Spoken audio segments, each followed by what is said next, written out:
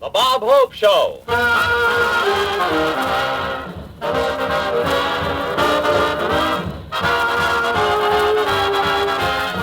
With Francis Langford, Jerry Colonna, Vera Vague, and Skinny Ennis and his orchestra. And now here he is, the star of the show, Bob Hope.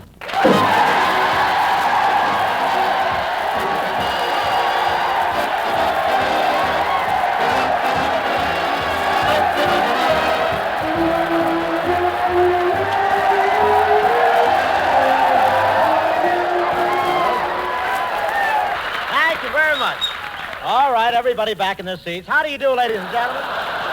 This is Bob broadcasting from Fort McPherson in Georgia Hope.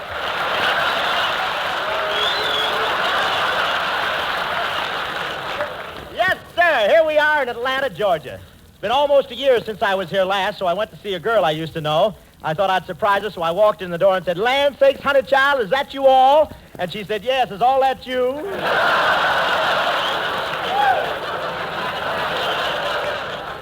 And my brother's staying here in Atlanta.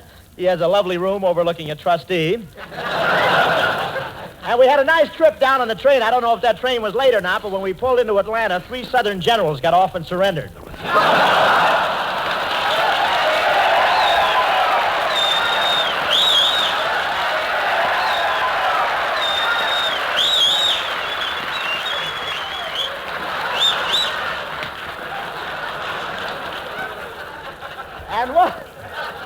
And what Southern hospitality they had. Boy, I'm telling you, it was really, they had a big sign up, "Bob Hope, stay in Georgia forever." I saw it from the train window as I passed through South Carolina. You know, Atlanta's main avenue is Peachtree Street, but it's really disappointing to these fellas. Plenty of peaches, plenty of trees, but not enough leaves. That's a slick one, isn't it? And this is great peach country down here. I know. I spent the afternoon in front of the Henry Grady looking over the crop. I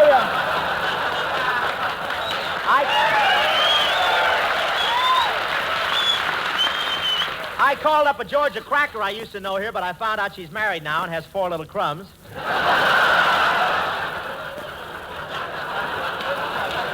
I just attended a big social wedding here today. A big adhesive tape executive married a Southern cotton queen.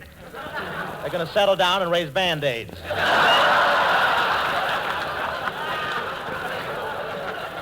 Yes, sir. I ate some of those Southern grits at the party. Grits, that's K-rations with a drawl. I want to tell you, I came in here from Washington. Everyone talks about how crowded it is in Washington, but I found a wonderful place to stay in a newspaper. I lived right between Dick Tracy and Apple Annie.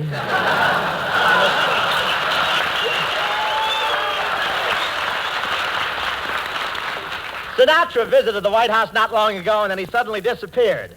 You know how they found him? They trailed Fowler to where he buries his bones.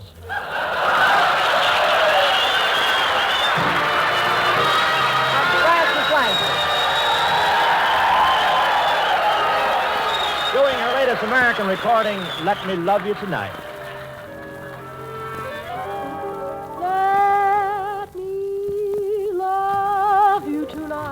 Let me tell you how much I adore all your charms.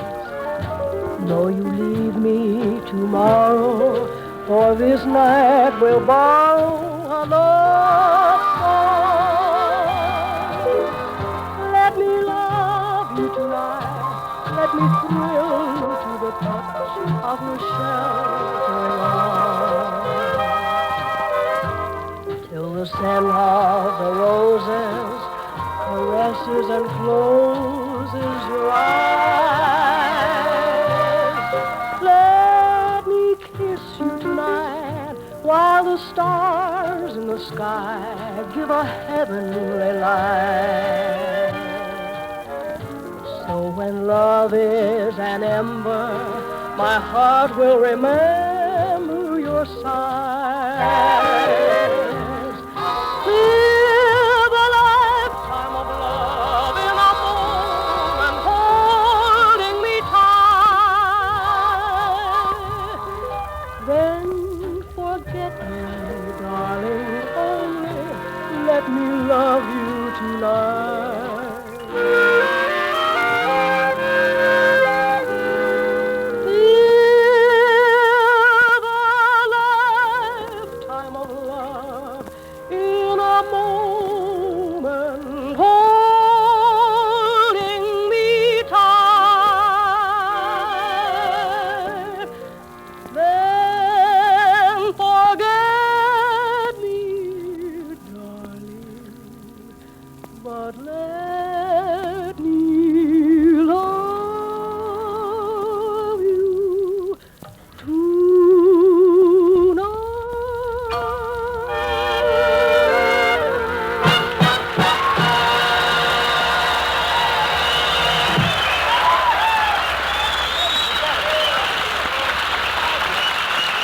Ladies and gentlemen, thank you, Carol. I'd like to introduce Atlanta's favorite son now and one of the greatest golfers of all time, Mr. Bobby Jones.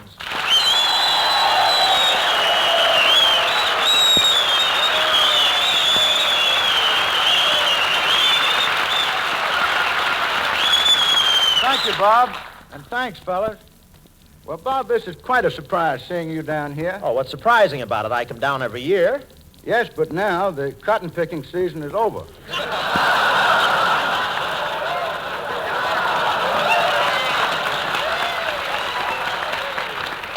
Oh, I wish I had my sandblaster with me. Bobby, Skitty laughs. He knows I can't use it. Bobby, I love Atlanta. It's really true what they say about these Georgia peaches. They're really gorgeous. Say, did you see the girl I was out with last night? Yeah, tourist, wasn't she? Well, Bobby, the real reason I came down here was for our golf match last Sunday. Yeah, and you know, Bob, the people of Atlanta bought $5 million of war bonds to watch that golf match we played with Johnny Buller and Watts Gunn. Yeah, Atlanta really came through. And did you see me on the first hole? Boy, I got a birdie. Yeah, it was a loud son of a gun, wasn't it? Tell me what you thought of my game, Bobby. I shot a 76, and a 76 isn't bad for a man 35 years old. No, it isn't, Bob. And for a man your age, it's wonderful.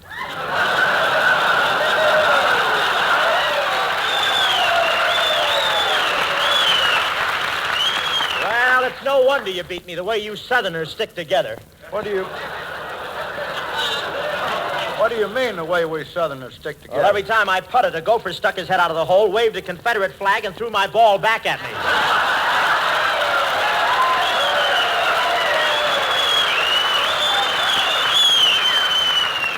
And that caddy I had was no Yankee either. Well, it's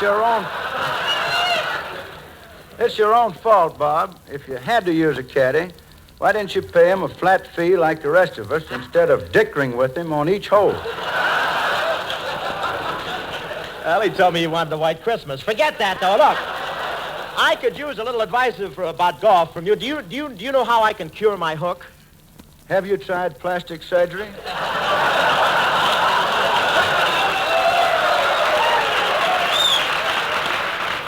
Yeah, but the doctor was drafted in the middle of the job. Look, Bobby, why don't you like to play golf with me? Well, Bob, when a player's getting ready to make a difficult shot, it isn't fair to do things that are going to upset him. Well, I don't see what you were so nervous about. I was firing it way over your head.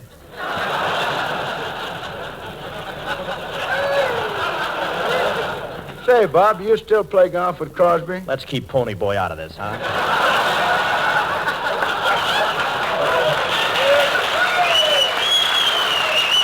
And I'm giving him the best of it when I say pony, too. Or would you rather be a mule? I don't know. Well, answer my question, Bob. Do you still play golf with Crosby? Not since the last time we played for money. Well, why not? What's wrong? Well, what would you do with a guy that refused to pay his losses? Well, I'd see that he went to jail and had nothing but bread and water. Yes, and I lost 9 pounds, too.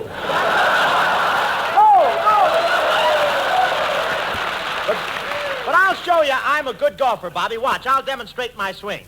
See, now watch this close. First, I bring back both of my arms back over my head slowly. Then I swing and follow through.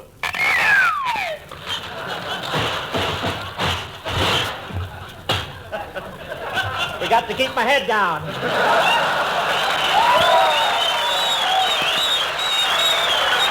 you, Bobby Jones. Thank you, boy. Here's our impression of a famous musical aggregation with Jerry Colonna, Tony Romano, and yours truly. If I didn't care. If I didn't care. More than words can say. More than words can say. If I didn't care. If we didn't care. Would I feel this way? Yes, it feels that way. If this isn't love.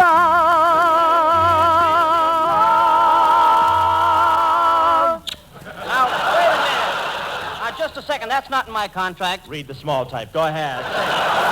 Then why do I thrill so much? Why does he thrill so much? And why does my head, His head go round, go round, and round, and round, and round, and round, and round, and round, and round? Well,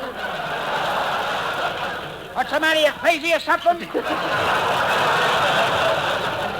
I didn't care. If he didn't care. Honey, if I didn't care. If I didn't care, you'd think I'd be way out here in Fort McPherson to disarm me. And you back there all alone with nothing but my 18 bloodhounds guarding you. Man, if I didn't care. Look at me in this here uniform. The coat's too big, the pants too big, the sleeves too short. Man, if I didn't care, I'd take it right into that quartermaster and say, zoot it up, bud, zoot it up. If I didn't care, man, here I am a private in this here army. I enlisted 3 years ago, and already I got me a 3-hour pass.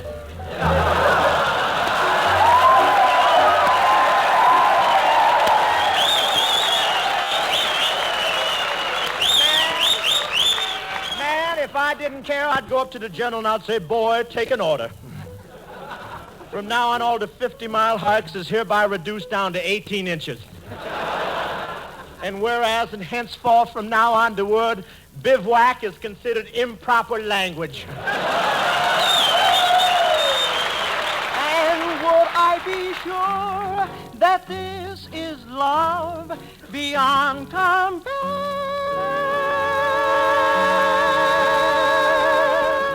Would all this be true if I didn't care for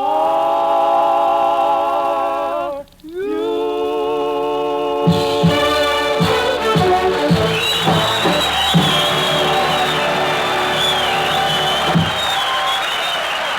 Come into my office, Skinny Ennis. Yeah, Bob? Hiya, Skin. Say, you've been home in North Carolina this past week, haven't you? That's right. Well, look, Skin, that's tobacco country up there, isn't it? Yes, it is, Bob. Well, where is it? Come on, come on. All right, Bob, all right, I've got some, but you should curb yourself. Try to deny yourself a little. Gee whiz, you've got a mind, haven't you? Well, how many do you want? Bob, I don't understand. You told me you'd been getting cigarettes lately. Well, I was, Skin, but I had to cut it out. I'm getting gutter crouch.